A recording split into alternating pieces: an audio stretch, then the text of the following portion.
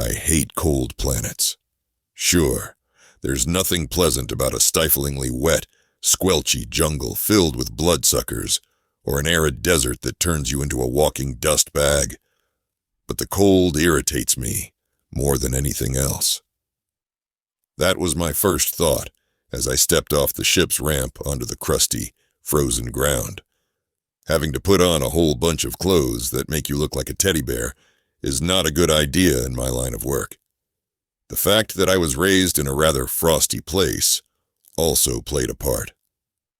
I could, of course, send it to hell and put on a full combat suit, but I knew from experience that most locals on almost any planet were reluctant to talk to a man separated from them by high-tech armor. Hell knows what kind of psychological twist is to blame here, but the fact remains that every time an order brings me to the bottom of the gravity well, I have to play by the local rules as much as possible. And here, by the way, is the first local. Greetings on Flower Joy. The local's indifferent tone was as out of place with the introduction as the tundra, and the clouds of frosty vapor that his breath instantly turned into were out of place with the planet's name. I'd thought the name was stupid from the start. I just hadn't realized how stupid. I'm Klyman Solk, the local mayor. Greetings. The atmosphere wasn't exactly conducive to a grand display of politeness. My name is Valcard Wallace. You can call me Val. Is there any place where we can talk without risking frostbite? Such place was just a stone's throw away.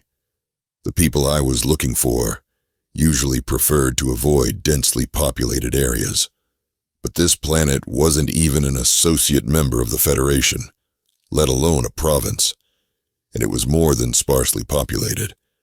So I chose to land in one of the 3 villages that hinted at a civilization higher in rank than that of a secluded farm.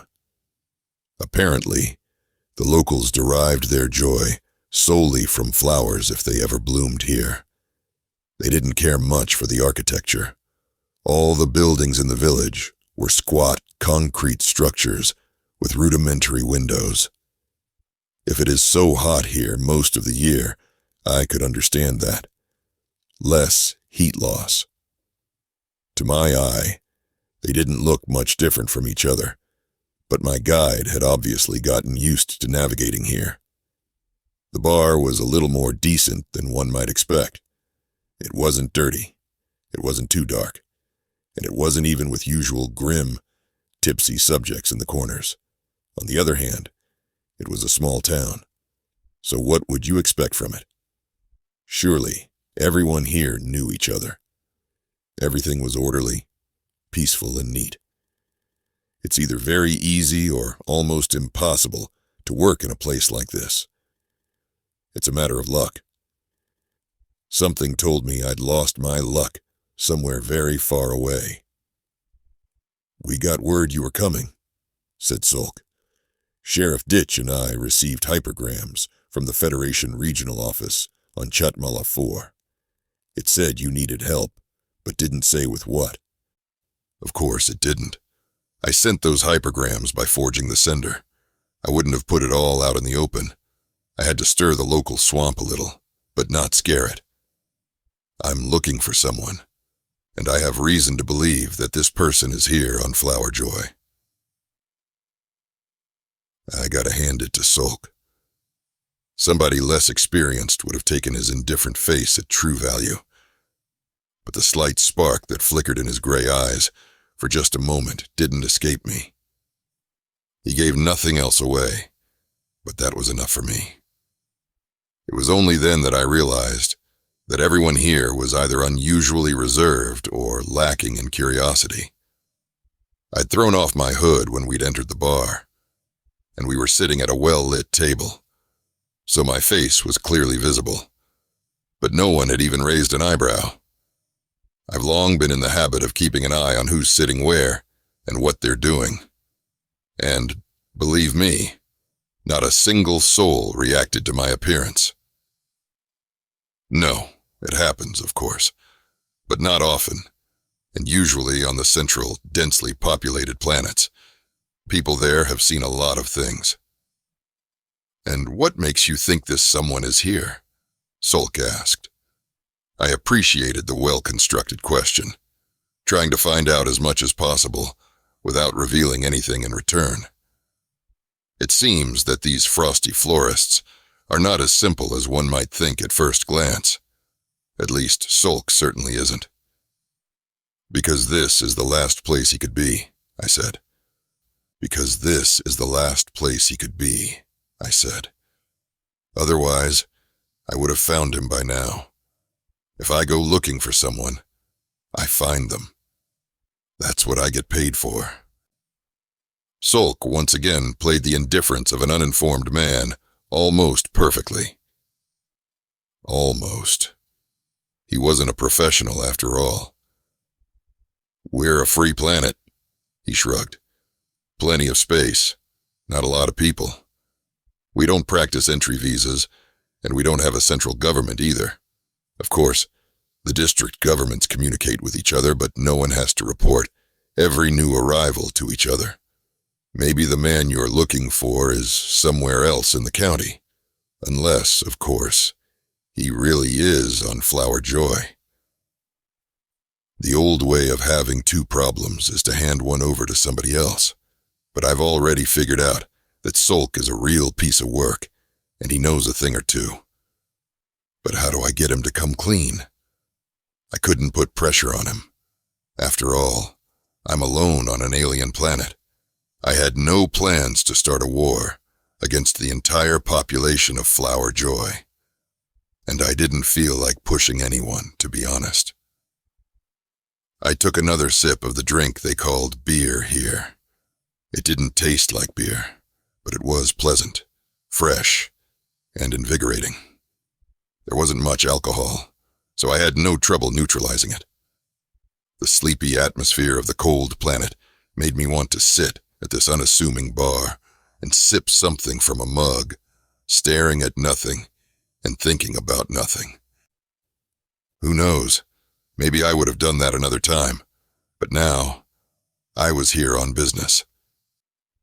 "I'm not going to argue with you here," I said. Maybe a little harsher than I should have, but what the hell? "But I'm not going to demand that you all go scouring your wastelands right now, either. I have my own methods." Sulk shrugged. "We've been notified that we must provide assistance. We will. What do you need?"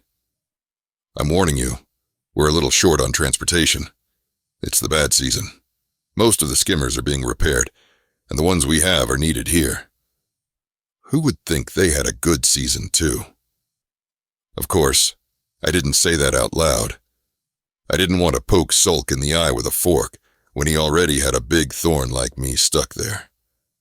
"I have my own transportation," I said. "I'll make do.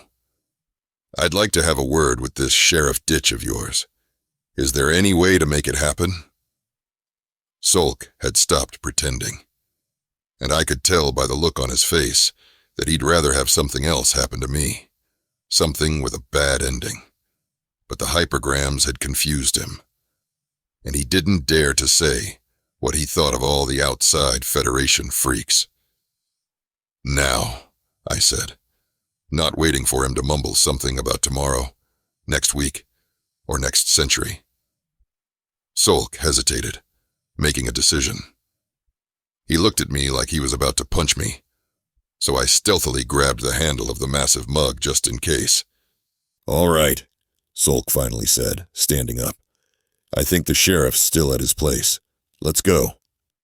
Behind us, everything once again started to be noisy, with gulping, chewing, and chattering. I could hardly bring myself not to look back. I didn't want to make them happy. I don't like to get them even one extra glance at my face. "You came," he said, instead of greeting, standing up as we entered his office. "Ditch. Sheriff Ditch." He didn't offer his hand. I didn't expect him to. "Valcard Wallace," I said. "Call me Val. I need to talk to you about something. Actually, about someone." Ditch looked at my face in silence. He had no trouble showing indifference. He probably had no expressions except for this one. A granite monument, sick to death of everything. "Well, let's talk then," he said, glancing at Sulk. It seemed that in that instant of visual telepathy, the two had said more to each other than I had heard in all my time on Flower Joy. "Well, I'm off," said Sulk. "You two can take care of this without me." And he walked out, letting another blast of icy air into the building. I was well aware of what was going on, but I had no way of stopping him without starting the sparring with the big sheriff. The sheriff waited silently. Apparently, in his mind, talk meant listening to what I would say. I guess it worked well on the local drunks and poachers. You look at such a granite face and immediately want to remove a heavy stone from your soul. I did have a whole asteroid belt up there. "Sulk told me you got the hypergram too," I said. "I'm looking for what happened to your face." Ditch interrupted me. "Wow. First person to ask. I guessed that was his interrogation style. Nobody expects this monument to be interested in anything, and then, bam, there you go." "Accident," I said. "A long time ago." Ditch squinted a little, and I suddenly realized that he already knew the answer to his question.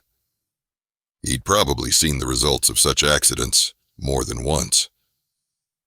"I know why you're here," he began. And at that moment, the first missile hit the building. Ditch was heavier than the concrete rubble that had crushed on him when the roof collapsed. It took me even longer to pull him outside than it did to dig him out. The big piece of pipe that pierced his left thigh wasn't much help either. But Ditch was a real die-hard. While I was coughing concrete chips out of my lungs and wiping my eyes, he managed to apply a tourniquet and inject something from a disposable injector he'd gotten from one of his breast pockets. Peaceful planet. A sheriff who looked like a retired shock trooper with a super painkiller in his pocket and a hypersonic projectile attack on the local jail. The vigorous exercise warmed me, but I knew it would soon be over. It was getting close to nightfall, and the frost would surely intensify. To keep Ditch from freezing to the ground, I put him on some rags I'd pulled out from under the rubble. I wanted to find something else to cover him, but the sheriff caught my arm and pulled me to him. Despite being wounded, his grip was like a hydraulic press. "Listen," he said. "I thought I knew why you were here." He covered his eyes for a moment. After all, even granite monuments do not feel very good if they are pierced through the leg. "I'm rarely wrong about people. Tell me straight. What do you want?" "I'm looking for someone," I said. "But not for what you think. I just need to deliver a message. And those, the ones who did this." He nodded at the smoking ruins. "Are they with you?" I shook my head. "No, and I need to get ahead of them." The sheriff closed his eyes. "There's a garage behind the house," he said. "I think it's still intact. Take my skimmer. You'll never make it on feet to the place." "No," I said. "I got my own. It's more comfortable and it's equipped." "Suit yourself," said Ditch. "The one you're looking for is on the north slope of Sharp Ridge.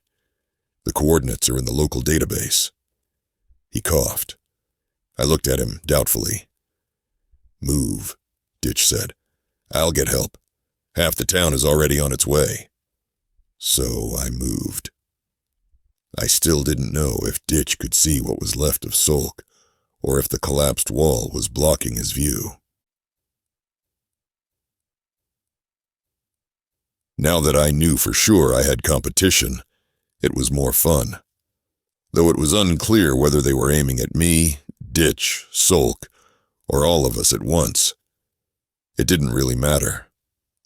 What mattered was finishing first. Professional pride, if you will. It was a 3-hour drive up the local snow-covered hills and ravines to Sharp Ridge. I had set the alarm for tail, and it was silent for now.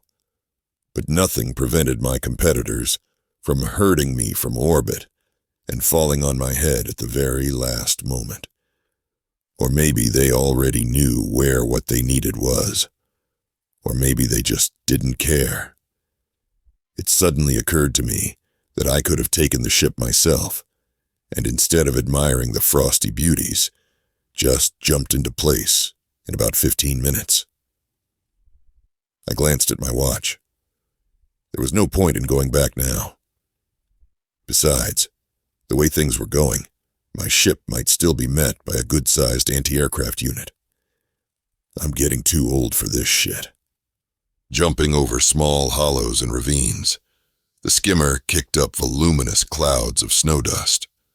The sun still hadn't set. I must have miscalculated the length of the local day. To hell with it. Its rays shot through the snow clouds from a low position above the horizon, so one could think I was flying in a cloud of golden glow, a blaze of glory. The place I needed was not so easy to find, even knowing the exact coordinates. I guess the goal was to maximize privacy. All things considered, it was both a good idea and a stupid one, but they did it well. It took me a bit of circling before I found a narrow passage in the rocks, just enough for a skimmer to squeeze through. Beyond the passage, a small valley opened up, and it was easy to find the way. It's always easy when you have dead bodies as landmarks. I left the skimmer halfway to the shelter. It was too big a target, and speed was useless in this crevasse anyway. The snow had frozen to ice, and walking was comfortable, but I still felt like a clumsy dummy at the shooting range. You don't have to be a sniper. Just take cover behind any cliff and shoot at point-blank range when I pass.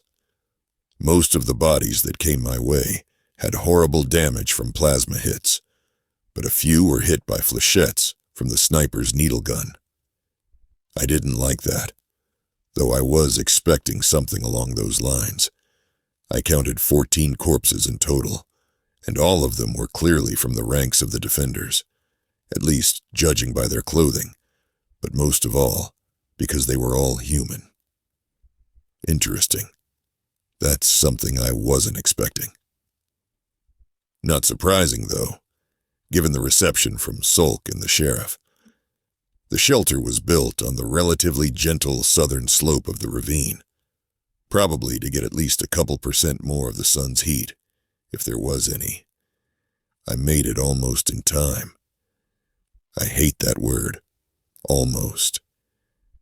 It's disgusting. Very, very unprofessional. The last 2 defenders were still alive. They were in good positions behind the metal barricades at the shelter's entrance. A regular steel ladder with an icy railing led up a few meters high. They would even stand a good chance against ordinary bandits or something like that. Freeze! As if I wasn't frozen enough already. I obeyed, keeping my hands with open palms in plain sight and feeling a huge, bright target at the back of my head. These 2 weren't the ones I feared. They weren't the 2 who had killed a bunch of people in the valley. "Who are you?" I sighed, peering around with my eyes as best I could without turning my head. What are we wasting our time on? Idiots. "I have a message for whoever you're guarding." The guy holding me at gunpoint spat contemptuously. "A message, huh? In the form of a plasma bolt? Why don't we down you right here?" I shook my head, slowly, so as not to unnerve them. If I wanted to hurt him or you, you'd be dead already, and I certainly wouldn't have come up empty-handed like this. The guy was still staring at me incredulously, holding the heavy pulse rifle. The other one remained behind the cover. I could see only the edge of the protective helmet, and another barrel pointed straight at my head. "Listen," I said. "I don't know who you are, but you better get the hell out of here. You may have nothing to do with this, but we're in the middle of something right now." I blinked. There was some quick movement in the rocks to the right of the shelter. The next moment, I fell to the ground. A powerful plasma charge hit the guy in the middle of his chest. The armored breastplate absorbed some of the energy, but it was not enough. The poor guy was blown to pieces, some of them mixed with the molten metal of the breastplate. A column of sparks and vapor rose from where I had just been lying. For lack of other obvious targets, the second defender instantly tried to fry me. I took cover behind the huge rock, scrutinizing the approach to the shelter. The rock shuddered a few times from the hits, and then I heard another plasma burst, and everything went quiet. There were 4 of them. I realized at once why I'd caught only faint movement. They'd turned off their stealth suits only now, and there was still a bluish spark of residual field running across their tall silhouettes. 3 were already standing quietly at the foot of the stairs, and a couple seconds later, another jumped down from the high cliff to the right of the shelter and joined the others. The one closest to me began to slowly raise his rifle. "Gzadad Anchej," I said loudly, and threw back the thick cloth that was covering my face. The barrel of the rifle stopped halfway down. All 4 of them were looking at me intently. If they were men, you could surely see the astonishment on their faces. "You know our language," said the Ullerian with the sniper rifle. "You said you wanted to speak in the name of benefit, and you bear the mark of allegiance. How can that be, Benej?" Benej means inferior in Ullerian, as well as useless and spoiling order. An intelligent being of no use to the conglomerate, and to be exterminated. "Ask those you betrayed," I said.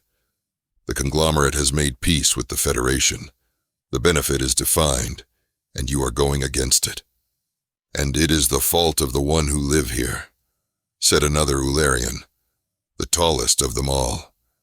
He was holding a chain plasma discharger. I tried not to look at the pieces of what had recently been a guy talking to me under the Ullerian's feet. "We must restore the benefit. The conglomerate has taken a wrong turn. But before we kill you, you have to answer one question. Why are you here?" I've been quiet for a while. 4 Ullerian stormtroopers, most likely from an elite special forces unit. I didn't stand a chance against them in a firefight, much less in hand-to-hand combat. But I had a couple of aces up my sleeve for such an occasion. "I'm here on business," I said, shrugging my shoulders and rubbing my hands together like I was freezing. "I just had a message to deliver." The movement did not escape the Ullerian's attention, and 2 of them slowly covered their nasal slits in a display of contempt for the inferior creature. The Ullerian's metabolism was such that they could barely feel the cold. I didn't give a damn what they thought of me. All that mattered was pressing a couple of buttons on a small terminal on my sleeve-covered wrist. "Besides, I have to keep up the benefit too," I said, falling again into the snow. "Can I please get my next job on a planet with a tropical climate?" The 4 homing missile micro-drones I fired from the skimmer battery with a keystroke on the terminal hit the targets. The Ullerians are much stronger than humans, and the drone charges weren't as powerful, so the stormtroopers weren't blown to bits like the unfortunate shooter. But they all were perfectly dead before even hitting the ground. I wasn't expecting any help, and certainly not from this direction, came a voice from upstairs, from the entrance to the shelter. I stood up and shook the bloody snow off. The help had been forced. I pointed to the bodies of the stormtroopers. As I told our friends, I'm here on business. An elderly Ullerian with an empty sleeve in place of his right arm nodded. Unlike his dead brethren, he was dressed not in armor or camouflage, but in loose, shapeless clothes, the typical garb of Ullerian scientists and philosophers, who, however, were only slightly less dangerous than the stormtroopers. "And what is your mission?" he asked. "To tell an individual named Mogzan ad Kondaje that he is being sought." The Ullerian looked at me carefully, and, damn it, I could have sworn he smiled. At least it tried to. Ullerian facial expressions are about as expressive as a piece of concrete. "And for that, you had to find me personally," he said.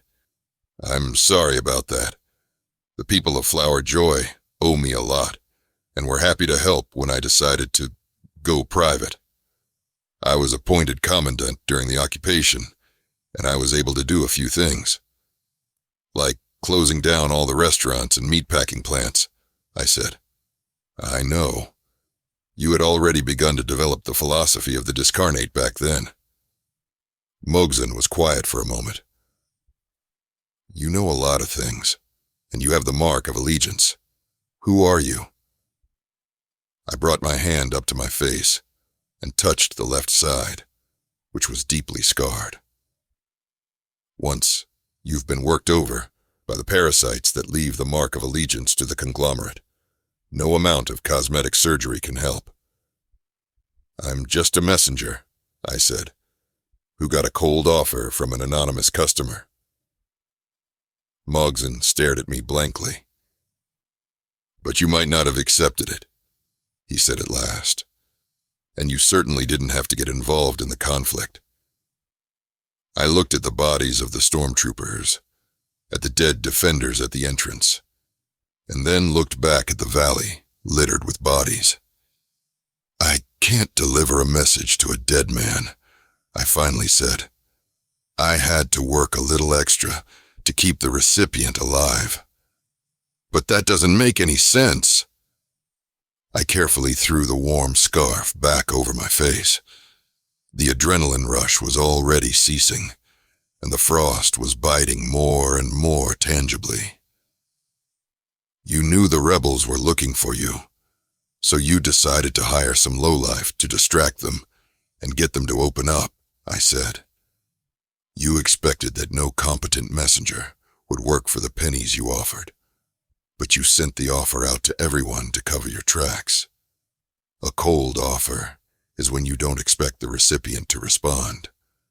But I was bored, so I decided to take it. But why didn't you quit when it turned out you were risking your life for those pennies?" I looked right at him. "I hope you can explain to Sheriff Ditch why his men died. They were his men, weren't they?" As for me, I smiled, though Mogzan couldn't see it under the scarf. "You paid in advance, didn't you?